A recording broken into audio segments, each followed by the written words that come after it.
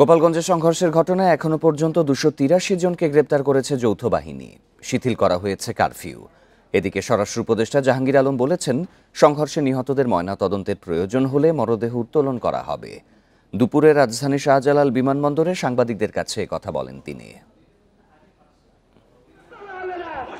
16 July long march to Gopalganj কর্মসূচি পালন করে এনসিপি।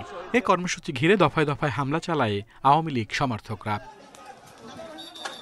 এই সংঘর্ষে নিহত হয় 5 জন। তাদের দাফন ও সৎকার করা হয় ময়নাতদন্ত ছাড়াই। এ নিয়ে তৈরি হয় সমালোচনা। এমন পরিস্থিতিতে স্বরাষ্ট্র উপদেষ্টা বলেন, প্রয়োজন হলে কবর থেকে মরদেহ উত্তোলন করা হবে।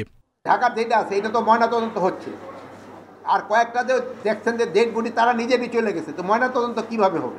ওইগুলি যদি দরকার হয় আবার ময়নাতদন্ত হবে। ডেড বডি তো ইচ্ছের থেকে যদি প্রয়োজন হলে উত্তোলন করে তো ময়নাতদন্ত করা হবে। এদিকে গোপালগঞ্জে সংঘর্ষের ঘটনায় গ্রেপ্তার করা হয়েছে 251 জনকে। কারফিউ শিথিল করায় স্বস্তি জানিয়েছেন স্থানীয়রা।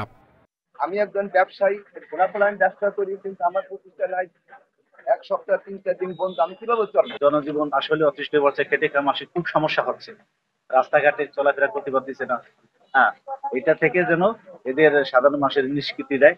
গোপালগঞ্জে সংঘর্ষ ও নিহতের ঘটনায় বিচার বিভাগীয় তদন্ত চেয়েছে মানবাধিকার সংস্থা HRFB।